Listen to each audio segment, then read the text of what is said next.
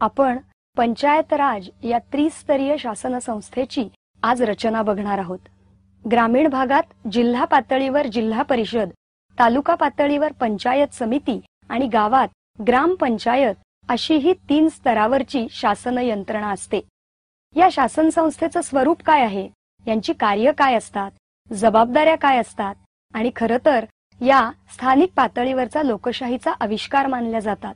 मग यांचा कार्यकाल काय असतो, हे पदाधिकारी निवडून येतात का, त्यांच्यासाठी काही राखीव जागा असतात का, याविषयीची माहिती आपण आता बघणार आहोत।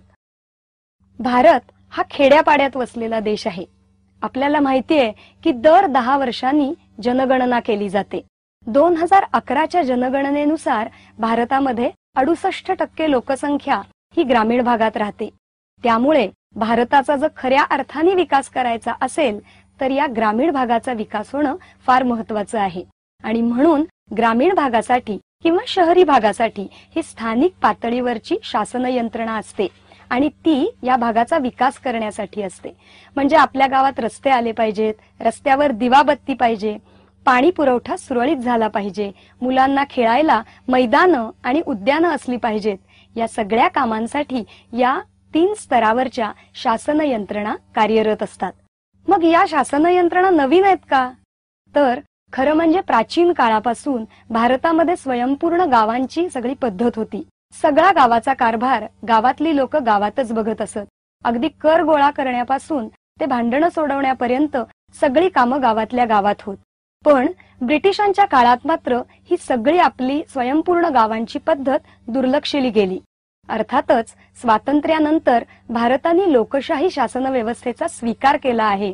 त्यामुळे आपण केंद्र स्तर, राज्य स्तर आणि खाली स्थानिक शासन स्तरावर आपण शासन संस्था सुरू केल्या। स्वातंत्र्यानंतर भारतात लोकशाही शासन व्यवस्थेचा स्वीकार केला गेला आणि या राजकीय सत्ता ही लोकांपर्यंत पोचावी या दृष्टीने स्थानिक शासन संस्थांची निर्मिती करण्यात आली। म्हणजेच स्थानिक स्तरावर शासन यंत्रणा निर्माण करण्यात आली। कशी आहे ही शासन यंत्रणा, तर आपल्याला माहितीच आहे भारत हा संघराज्य आहे। म्हणजे केंद्र स्तर आणि राज्य स्तर अशा 2 स्तरांवर भारतामध्ये सत्तेचं विभाजन झालेलं आहे। भारताची राजधानी असलेल्या नवी दिल्लीत केंद्र शासन काम करतं, तर भारतातल्या 28 राज्यांमध्ये राज्य सरकार काम करतं आणि या राज्य सरकारांच्या खाली म्हणजेच स्थानिक पातळीवर शहरांसाठी नागरी अशा स्थानिक स्वराज्य संस्था आणि ग्रामीण भागासाठी जिल्हा परिषद, पंचायत समिती आणि ग्रामपंचायत अशा पंचायत संस्था काम करत असतात। ही जी सगळी शासकीय उतरंड आहे, शासन यंत्रणेची हे जे सोपान आहेत, या सगळ्यांची आपल्याला गरज खरं तर का भासते।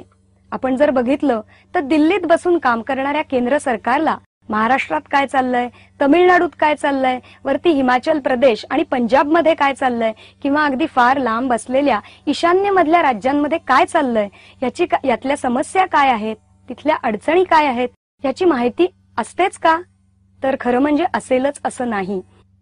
राज्य स्तरावरील जे महाराष्ट्राचं शासन आहे ते मुंबईत बसलेल्या राज्यकर्त्यांना पार पुणे, मुंबई, ठाणे, औरंगाबाद, सोलापूर, नागपूर आणि तिथले पुढचे तालुके आणि त्यातल्या गावातल्या रोजच्या समस्या माहिती असणार आहेत का, कदाचित असतीलही, पण त्याही पेक्षा जास्त नीट त्या समस्या, त्या अडचणी या स्थानिक पातळीवरच्या नेत्यांना जास्त नीट माहिती असतात।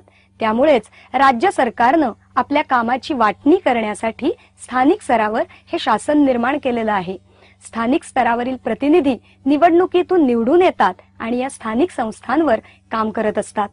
या स्थानिक स्वराज्य संस्था लोकशाही आणि लोकशाहीचं विकेंद्रीकरण या तत्वावर काम करतात। या शासन संस्थांसाठी प्रत्यक्ष निवडणुका घेतल्या जातात आणि दर 5 वर्षांनी होणाऱ्या या निवडणुकातून प्रतिनिधी निवडून दिले जातात। यासाठी या सर्व ग्रामीण भागातील मतदारांच्या याद्या तयार करणं, उमेदवारांच्या अर्जांची छाननी करणं, उमेदवारांना चिन्हांचं वाटप करणं, निवडणुकीचं वेळापत्रक ठरवून निवडणुका घेणं आणि निवडणुकीचे निकाल लावणं ही सगळी कामं राज्य निवडणूक आयोगाला पार पाडावी लागतात। या निवडणुकातून जे प्रतिनिधी निवडून येतात ते या सर्व शासन संस्थांचे प्रतिनिधी असतात। ते जनतेच्या, ग्रामीण जनतेच्या हितासाठीची धोरणं आखतात, विकासाचे कार्यक्रम आखतात आणि त्या कार्यक्रमाची अंमलबजावणी करतात। यासाठी गावच्या समस्या कळून त्या सोडवण्यात पुढाकार घेण्यासाठी लोकांपर्यंत सत्ता पोहोचण्याची जरुरी आहे. म्हणूनच लोकशाहीचं विकेंद्रीकरण व्हायला पाहिजे. आपण बघूया केंद्रीकरण म्हणजे काय, तर केवळ काही लोकांच्या हातात किंवा मुठभरांच्या हातात सत्ता असणं. आपण एक उदाहरणच घेऊ ना. एखाद्या गावाचा जर प्रमुख असेल, त्याचा धाकटा भाऊ, त्याची 2 करती सवरती मुलं आणि त्याचा मेहुणा आणि त्याचे 2-4 मित्र, अशा 5-7 जणांच्या हातामध्ये गावाची सत्ता असते. गावामध्ये लांब असलेली पडीक जमीन मुलांना खेळायला मैदान म्हणून ठेवायची की कुणाच्या काकामामाच्या हॉटेलसाठी ती जमीन द्यायची, हा निर्णय हीच 5 माणसं घेत असतात. शाळेच्या इमारतीवर खर्च करायचा की नाही, गणवेशांचं वाटप कुणाला करायचं, हे सगळे निर्णय हे 5 किंवा 7 जण घेतात. याचाच अर्थ निर्णय घेणं आणि ही पूर्ण राजकीय सत्ता या एका गटाच्या हातामध्ये केंद्रीभूत झालेली असते. हे सगळं केंद्रीकरण टाळून गावातल्या, समाजातल्या सर्व थरापर्यंत ही राजकीय सत्ता पोहोचवणं म्हणजेच लोकशाहीचं विकेंद्रीकरण. म्हणजे जास्तीत जास्त लोकांनी गावातल्या समस्या समजून त्या सोडवण्यासाठी निर्णय घेण्यामध्ये पुढाकार घेणं आणि शासन यंत्रणेचा मध्ये सहभाग घेणं. महात्मा गांधीजींच्या विचारानुसार खरं तर खालूनच सत्तेची सुरुवात व्हायला हवी. म्हणजेच निम्न स्तरातील, अगदी खालच्या स्तरातील, ज्याला आपण तळागाळातील म्हणतो, अशा माणसाच्या गरजा ओळखून विकास कार्यक्रमांची अंमलबजावणी व्हायला हवी. यासाठी या स्थानिक स्वराज्य संस्था लोकशाही आणि लोकशाही विकेंद्रीकरण या तत्वावर काम करताना दिसतात. पंचायती राज संस्थांमध्ये लोकसहभाग, सामाजिक समता, आर्थिक विकास, व्यवहारातली पारदर्शकता आणि नेत्यांचं शिक्षण आणि प्रशिक्षण ही 5 तत्व आधारभूत मानलेली आहेत. आपण पहिलं तत्व बघूया ते जनसहभागाचं. एक उदाहरण घेऊया साध्या मुंगीचं. मुंगीचा असतो तरी किती जीव, अगदी छोटासा प्राणी, पण एका जागेहून दुसऱ्या जागेला दगड फिरवायचा म्हणला तर शक्य आहे का एका मुंगीला? पण अनेक मुंग्या एक एक एक असा मातीचा कण घेऊन एका जागून दुसऱ्या जागी जात असतात आणि खरोखर माणसाच्या उंचीपेक्षा जास्ती मोठं वारूळ त्या निर्माण करू शकतात. तसंच उदाहरण मधमाशीचं. त्या मधमाशीचा जीव तरी केवढा, एका थेंबा एवढा, पण रोज एका फुलातील एक एक थेंब मध गोळा करून या शेकडो मधमाशा एक मधाचं पोळं निर्माण करतात आणि आपल्या माणसांना आयतेच किलोभर मध तयार होतं. जी प्राण्यांची, जी कीटकांची गोष्ट तीच माणसाची. 2-3 महिला एकत्र आल्या तर महिला मंडळ तरी होईल का? पण जेव्हा 10-15 महिला एकत्र येतात, आपल्या छोट्या छोट्या बचत केलेल्या पुंजीतून बचत गट निर्माण करतात, तेव्हाच मोठं कार्य उभं राहतं. आपल्या सगळ्यांचं हे असंच आहे. जर बदल घडवून आणायचा असेल, काही सामाजिक क्षेत्रामध्ये कार्य करायचं असेल, तर समूहाने विचार करून सामूहिक कृती करण्याची गरज असते आणि त्यासाठी अनेक लोकांनी एकत्र येऊन जनसहभागातून शासन व्यवस्थेचा स्वीकार करणं, समस्या ओळखून त्याचं निराकरण करण्यासाठी एकत्र येणं ही काळाची गरज या पंचायती राज शासन संस्थांमध्ये ओळखली गेली आहे. त्यामुळेच शासन संस्थांचं पहिलं तत्व आहे लोकसहभागाचं. आणि आता दुसरं बघूया महत्वाचं तत्व. पंचायती राज व्यवस्थेचं दुसरं तत्व आहे ते सामाजिक न्याय आणि सामाजिक समतेचं. जातीपातीचा पगडा शहरांमध्ये जरी कमी झालेला दिसला तरी गावांमध्ये, अगदी दूर खेड्यांमध्ये मात्र जातीपातीचा पगडा आहे तसाच दिसून येतो. स्त्रिया सुद्धा मोठ्या प्रमाणावर घराबाहेर पडताना दिसत नाहीत, सामाजिक कार्यात फारसा भाग घेत नाहीत. त्यामुळे समाजातील दुर्बल आणि मागास घटकांना तसंच स्त्रियांना या सर्व राजकीय प्रक्रियेत स्थान मिळावं, त्यांना सहभाग घेता यावा, या दृष्टीने मागास घटकांसाठी अनुसूचित जाती, अनुसूचित जमाती, इतर मागास वर्ग आणि महिला वर्गासाठी या सर्व स्थानिक स्वराज्य संस्थांमध्ये आरक्षण ठेवण्यात आलेलं आहे. याचाच अर्थ समाजाचा विकास घडवत असताना धर्म, जात, वंश किंवा लिंग अशा कोणत्याही आधारावर भेदभाव न करता सर्वांना समान सहभाग घेता यावा, ही यामागची प्रेरणा आहे. पंचायती राज व्यवस्था चालते ती आर्थिक विकासासाठी. कारण जरी आपण सरकार म्हणलं ही राजकीय प्रक्रियेचा भाग असला तरीही शेवटी पंचायती राज व्यवस्था ही आर्थिक विकासाचा पाया मानली जाते. जनतेचा विकास, गावाचा विकास, गावामध्ये असणाऱ्या कृषी क्षेत्राचा विकास आणि पर्यायानं सर्वांगीण गावाचा विकास म्हणून हा सगळा आर्थिक डोलारा आहे. लोकांचं जीवनमान उंचावं यासाठी वेगवेगळे विकास कार्यक्रम राबवणं ही यामागची खरी प्रेरणा आहे. स्थानिक स्वराज्य संस्थांना आर्थिक स्वायत्तता मिळावी, त्यासाठी राज्य सरकार विकास कार्यक्रम पुढे नेता यावेत यासाठी अनुदान देत असतं आणि या अनुदानातून, आर्थिक सहाय्यातून गावाचा विकास घडत असतो. आर्थिक विकासाबरोबरच पुढचं महत्वाचं तत्व येतं ते पारदर्शक व्यवहारांचं. विकास योजना म्हणली की कार्यक्रम आले, कार्यक्रम राबवायचे म्हटले की पैसा खर्च करणं आलं आणि पैसा खर्च केला की त्याच्यामधले व्यवहार पारदर्शी असायला हवेत. समजा जिल्हा परिषदेच्या शाळांमध्ये सर्वांना गणवेश वाटप करायचं ठरलं तर किती मुलांसाठी गणवेश आले, ते योग्य मुलांपर्यंत पोचले का, योजना होती कोणासाठी, त्याचे लाभार्थी कोण, या सगळ्याची माहिती ही माहिती फलकावर लावली जावी. जे काय अर्थसंकल्प किंवा अंदाजपत्रक तयार होईल त्याचं वाचन चावडीवर केलं जावं आणि प्रत्येक आर्थिक निर्णय हा सर्वांपर्यंत पोचला जावा ही यामागची भावना आहे.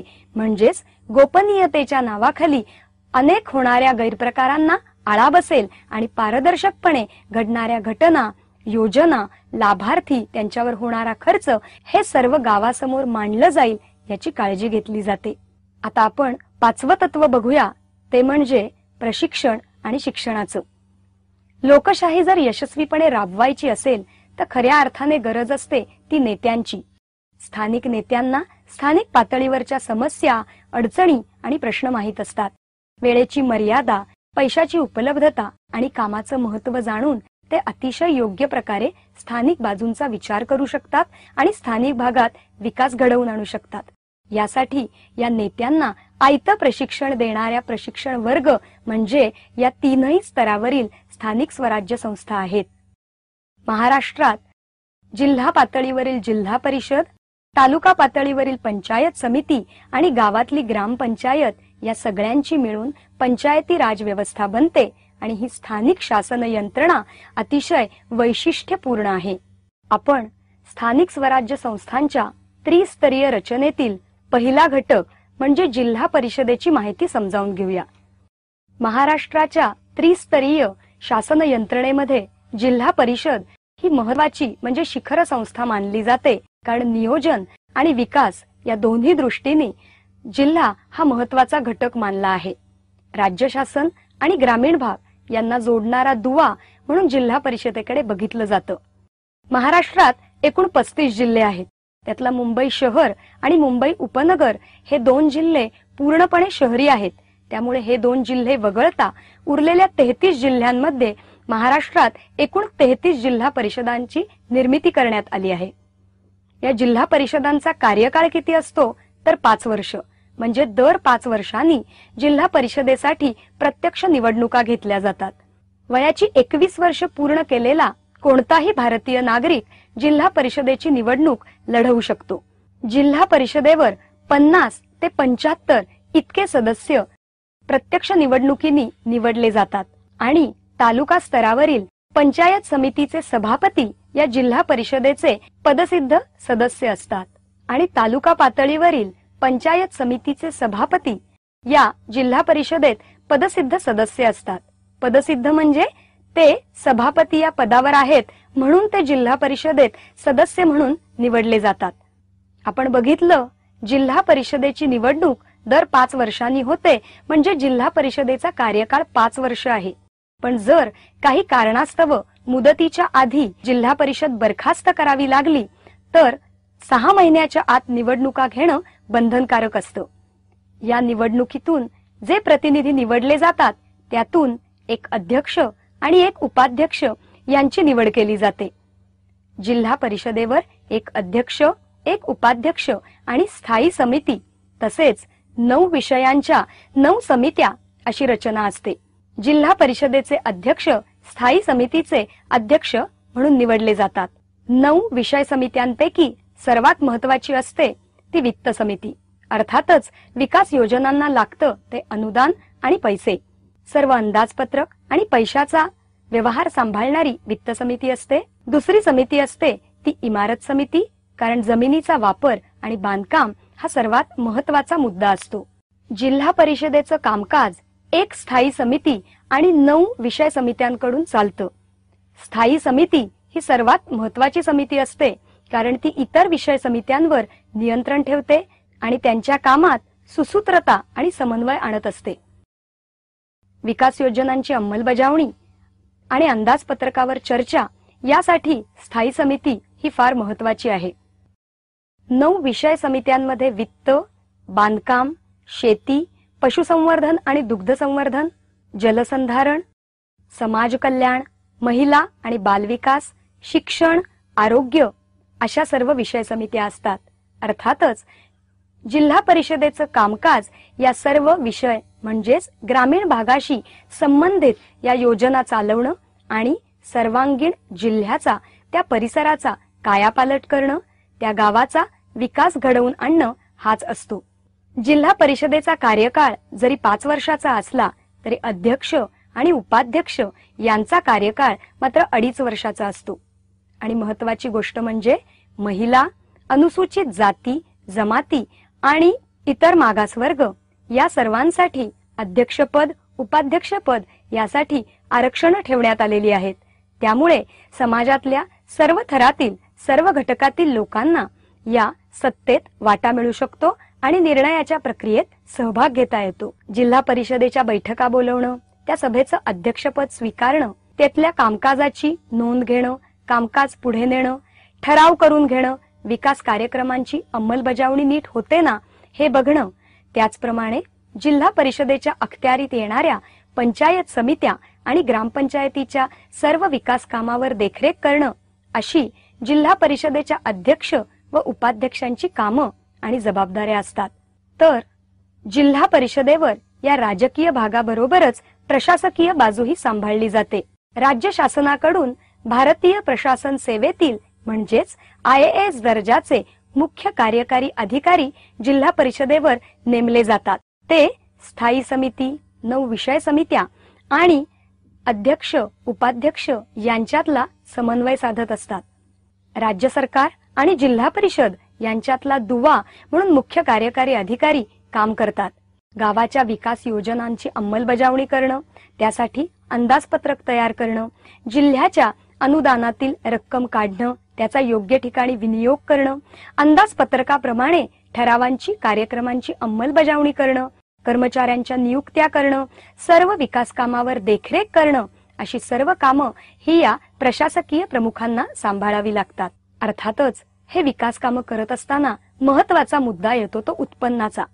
जिल्हा परिषदेला जमीन महसुलाच्या माध्यमातून आणि वेगवेगळ्या करांच्या माध्यमातून उत्पन्न उपलब्ध होत असतं.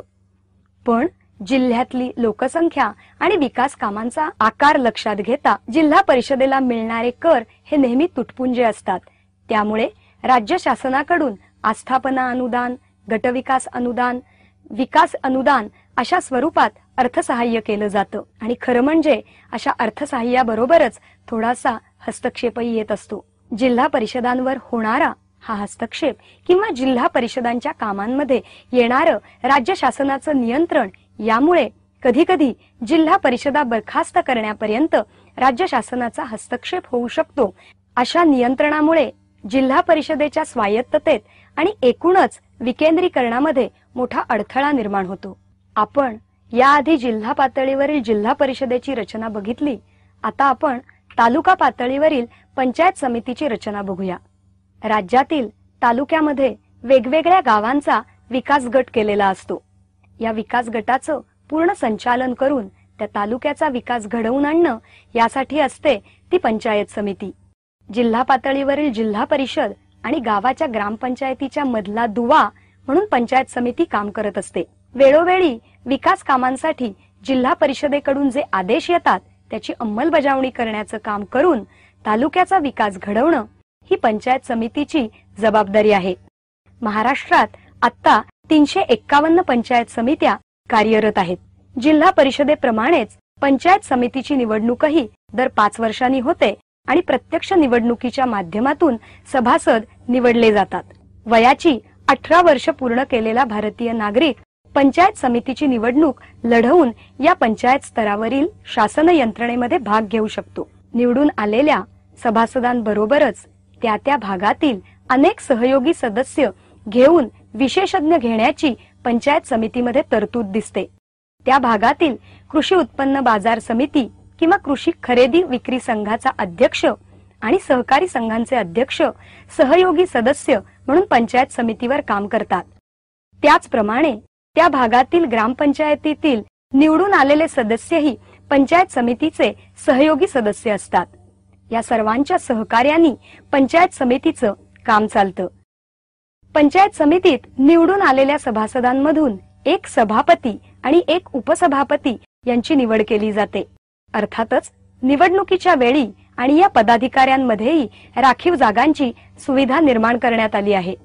अनुसूचित जाती आणि अनुसूचित जमाती यांच्या लोकसंख्येवर आधारित तसंच इतर मागासवर्गासाठी 27% आणि महिलांना 50% एवढ्या राखीव जागा या तीनही स्तरावरील शासन यंत्रणांमध्ये राखीव ठेवण्यात आल्या आहेत। ज्याप्रमाणे जिल्हा स्तरावर सर्व घटकांना समावेश मिळतो, त्याचप्रमाणे पंचायत समितीतही तालुका स्तरावर समाजातील सर्व घटकांना शासनामध्ये सहभागी होण्याची संधी मिळते। पंचायत समितीमध्ये 14 प्रकारचे प्रशासकीय विभाग असतात। अर्थातच या विषय समित्यांप्रमाणे काम करतात आणि त्यातून तालुक्याचा विकास साधला जातो। राज्य सरकारतर्फे पंचायत समितीचा प्रशासकीय प्रमुख म्हणून गटविकास अधिकाऱ्याची नेमणूक केली जाते।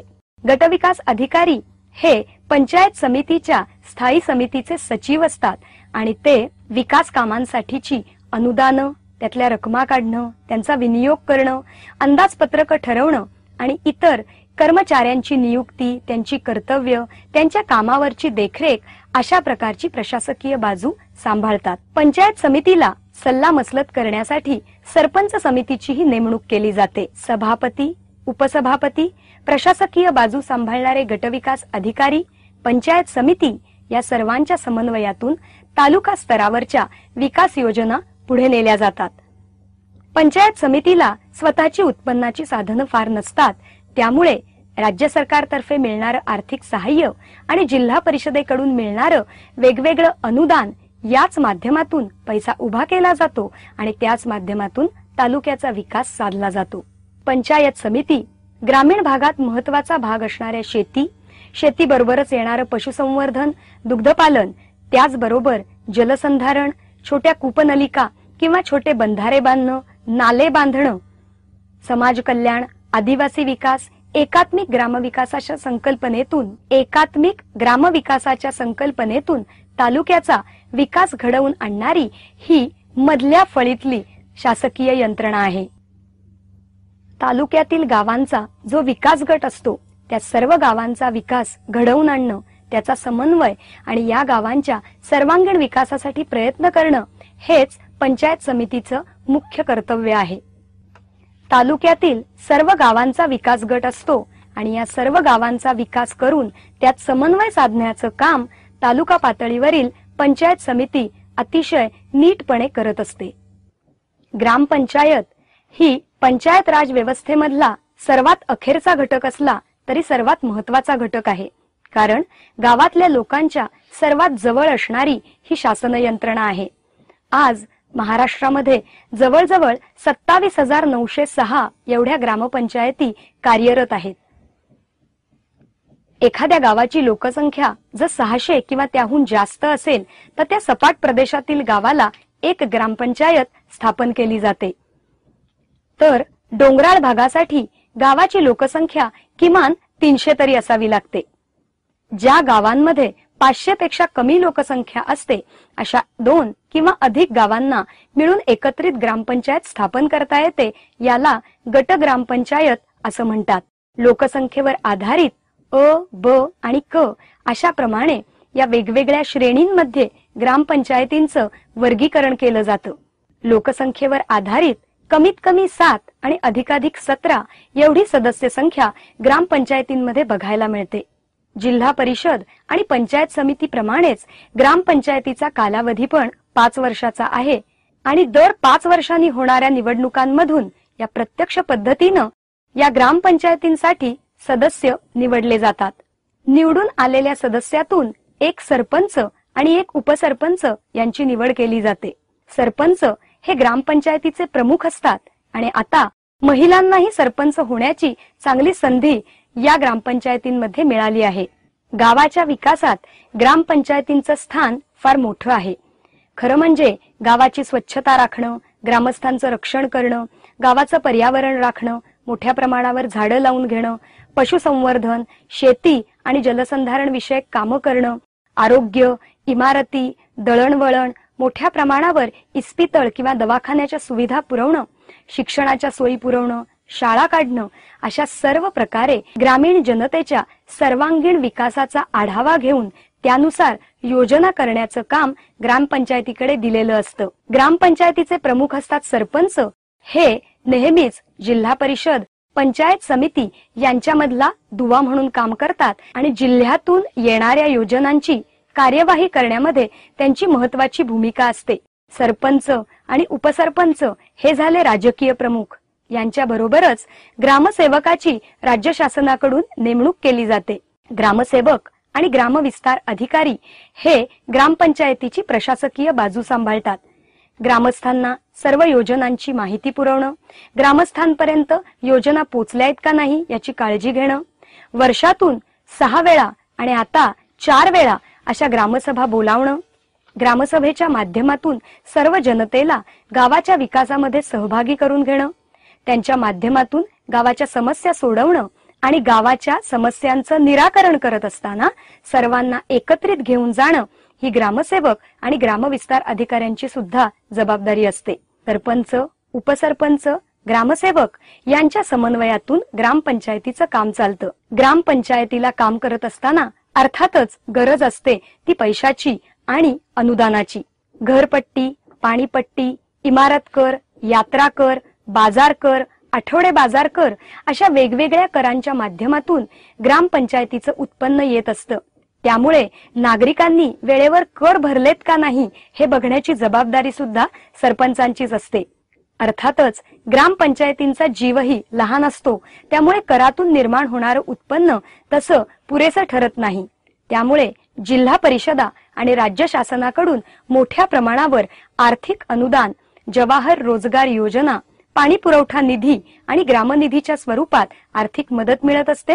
त्यातूनच सर्वांगीण असा विकास घडवण्याचं काम ग्रामपंचायत करताना दिसते. ग्रामपंचायत ही लोकशाही व्यवस्थेचा पाया आहे. जरी त्रिस्तरीय शासन संस्थेमधली ती सर्वात खालची कडी असली तरी ती अतिशय महत्वाची आहे. त्यामुळे या त्रिस्तरीय शासन संस्थेचा पाया जर भक्कम करायचा असेल तर ग्रामपंचायतीला जास्त अधिकार आणि जास्ती अर्थसहाय्य मिळण्याची जरुरी आहे. ज्या वेळेला गावागावातल्या ग्रामपंचायती सुदृढ होतील त्याच वेळेला हा लोकशाहीचा डोलारा अधिक मजबूत होणार आहे.